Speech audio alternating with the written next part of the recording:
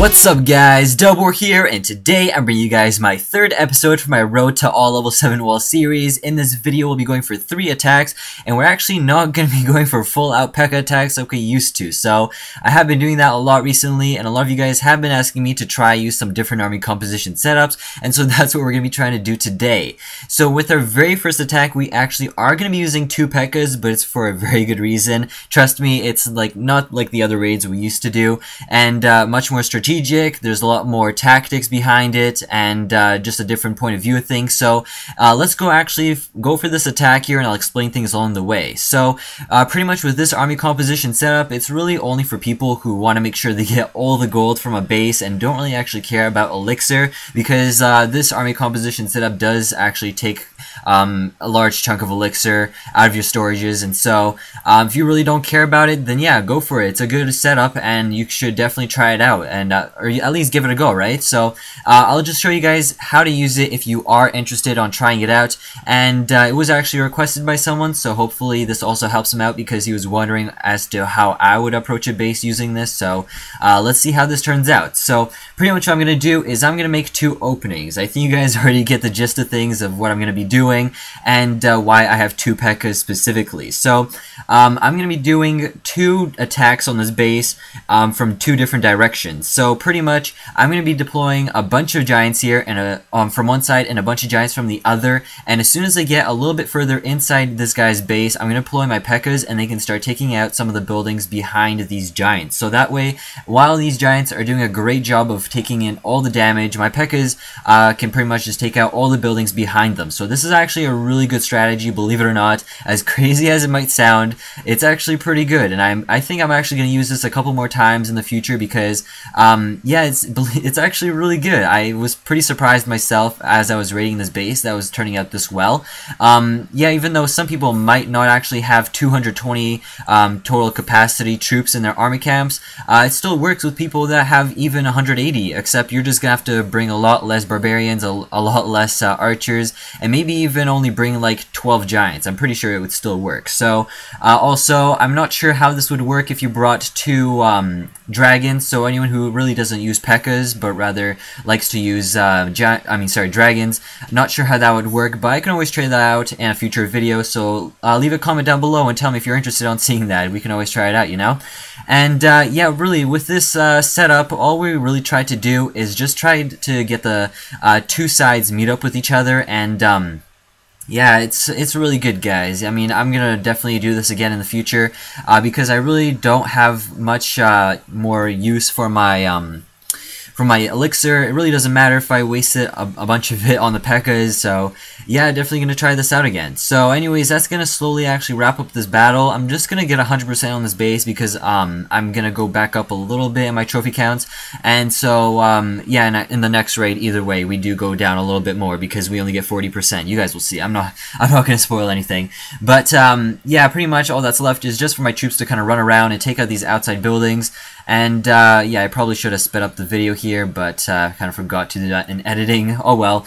But yeah, anyways, the next raid is going to be much more interesting. So after this attack, we're going to be using my army composition setup, and then after that, I'm going to be showing you guys my new favorite army composition setup for when it comes to attacking bases. And even as I'm making this video, I've gone for 3 attacks with that army camp now, or army composition setup. So it's really good. So stick around till the end, guys, because that raid is awesome.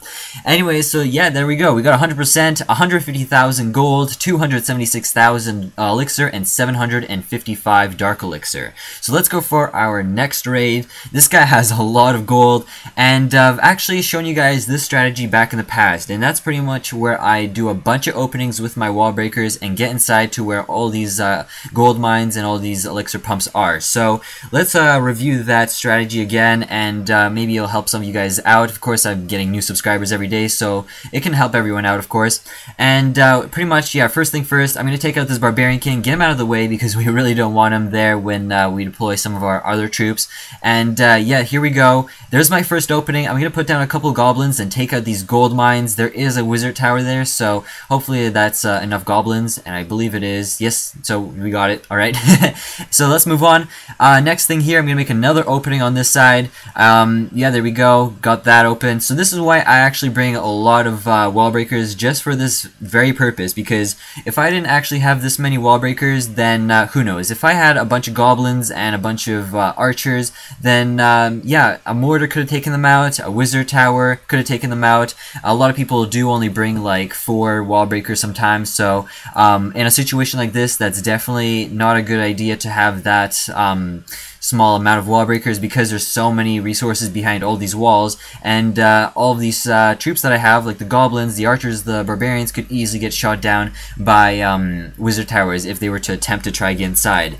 So yeah, we're down to pretty much just 2 more, yeah, 1 more gold mine and 1 more elixir pump, so we're gonna take those out here in a second, and gonna put down 1 giant on the top here. Let's just take this out here. I'm gonna put down some goblins, and that should do the trick here. Just put down like 9, I believe, and yeah, that's good. There we go. I only had like 1 goblin left there after all that splash damage.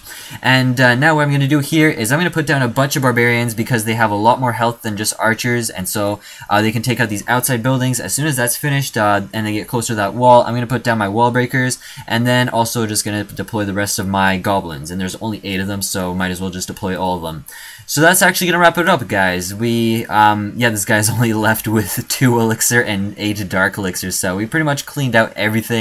And yeah, this is the base we get 40% on and lose 29 trophies. So yeah, that's why on the next raid we're going to try to get as many trophies as possible. But still a good raid. We get almost 300,000 gold and 100,000 elixir. So here is our last raid, guys. Of course, I got to finish off the video on a strong note. This guy has pretty much 600,000 total resources, which is pretty awesome. And this is actually my new favorite army composition setup. It's really not super expensive. All it requires is you to have 1 dragon and 10 Wallbreakers, and make sure you have this exact amount when it comes to dragons and Wallbreakers. Of course, you can maybe bring 2 dragons if you really feel like you need that, but it's not really actually needed, because if you do this properly, you only really need 1 dragon. And of course, mine's only level 2, and I still do get through this base quite easily. So pretty much the first thing I'm going to do here is just, I'm going to try to get that level 4 air defense there, because I don't want that to get in the way of my dragon when we deploy it. Also just going to try to take out some of these outside buildings here where the cannons and archer towers and all those other defensive towers are not in range of my troops. And yeah, so pretty much just going to take these out here, and yeah, there's a lot of these collectors and mines on the outside here, so I'm pretty happy about that, because we already have a lot of the gold there. And so I'm just going to take out this air defense here, so that way we can start deploying our dragon, and he can start going through this base as soon as it's out of the way. So pretty much just going to put down a bunch of archers, a bunch of Barbarians, and as soon as that air defense is out, let's deploy our dragon here. He can start working at the base. Because there's no air defense nearby, he's going to take out a bunch of the storages in the center. Also going to put down my Barbarian King, my Archer Queen. They can also help out along the way. Of course, not everyone has one, but if you have one, then yeah, good for you. You can use it. But yeah, not really super required if you don't have one. It still is a pretty good setup. But yeah, just going to start taking out the other resources here. There's a lot of it in the collectors and mines. Actually, also did have a Pekka in the clan castle. Should have probably mentioned that. But if you don't have a Pekka or a dragon in the clan castle, it's seriously not a big deal. I probably would have still gotten the same results even if I only had 25 archers in my clan castle. So don't worry about it if your clan doesn't have anyone with a Pekka or a dragon. Just go ahead with 25 archers and you should do fine.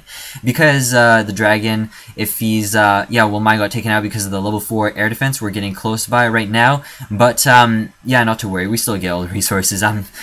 With a base like this, with his upgrade levels, it's yeah, not a big deal. We still do have a bit of troops left. I didn't even realize that, and it's a good thing that we actually do have an opening to the center there, because that way I don't have to worry about them getting stuck behind a wall. And yeah, because there's so many archers, so many barbarians, these mortars have no chance. They don't even know what to shoot at, and there's so many tier 1 troops. They do a lot of damage when they're grouped up together, so that's why this is actually a really good army composition setup, guys. And And yeah, here we are up to the very last storage here, and yeah, there we go. We're just about to take it out, and there we go. We got all the resources, every single bit of it. This guy has nothing left. We did not give him any chance, guys. So yeah, even though I don't think we get 100, no, we don't get 100%. Yeah. Anyways, I didn't even have to use any spells, guys. You don't need that crap. Of course, you can bring it along the way if you really think it's necessary, but I didn't have to use them, and I think that's a good thing. So that's actually gonna wrap up this video, guys. Those were the 3 raids I wanted to show you. I hope I helped you guys out with some new strategies, some new tactics when you attack bases. And anyways, we are here now with 5.2 million gold. So of course, at the end of every single one of these videos, or episodes rather, we're going to start upgrading more and more walls, and we're getting very close, guys. Look at our very center of the base. We are yeah, I don't even know how many walls exactly, but we're getting very close to getting them all to level 7, so I'm pretty excited, because I think as soon as I finish getting all my walls to minimally level 7, I'm definitely going to try get some of the conjunction walls up to level 8, because yeah, I think I need to really start upgrading my walls a lot more, and as soon as I can get some conjunctions up to level 8, I can start getting some of those upgrades going again. So, yeah, next thing on my list, I think I'm going to start upgrading, like, my air defense, and also try to get my last 2 wizard towers up to level 7, so, yeah, it should be pretty exciting, guys. Anyways, yeah, so let's just go upgrade some of these walls. I have a couple here in mind that I want to upgrade, like these ones here, where it's pretty easy to get to my air defense right there. So I'm going to try blockade that a little bit more. Also here, so just going to try to get some of these going. And where else? We can also go up here, where this other air defense is. Yeah, hold on one second here. Where is the other place at? Oh yeah, right here. Okay, so yeah, pretty much we're getting very close, guys. Like I said, all that's left after upgrading these couple walls we're about to do, all we have to do is just upgrade these outer layered walls, which really aren't actually that important, because if someone really wants to get inside my base, they only have to use a couple Wallbreakers and they should get in quite easily. And yeah, so that's why I really want to just make sure I get all these center walls first, like I just did. So we're pretty much good to go now with the very center of our base, and all that's left are just these outside ones. So I'm just going to upgrade these corner ones, because these are pretty popular on taking out first. And yeah, we only have 600,000 left. And I think I'm going to keep it around 4. No, I'm going to upgrade one more here. Okay, so I have 200,000. Only reason I don't want to upgrade one more wall is because I do need a bit of gold to keep on raiding. So, anyways, guys, that's actually going to wrap up this video. Hold on, ho. I need to give you some troops here. Let me just gem these guys. Okay, 17. I actually just got some gems recently, so that way I can start speeding up some more troops. Anyways, guys, that was a little bit random. I'm actually going to wrap up this video here. I hope you guys enjoyed, and if you did, make sure to like button down below. It helps me out a bunch. Also, if you guys want to contact me, my Kick Messenger username is going to be down below in the description, along with my email. If you guys want to send me a message or anything like that, all that good stuff is down below, like my Facebook page and all that crap. Okay, guys, I'm going to wrap it up, alright? So I'll see you guys later, and peace, guys, and keep clashing.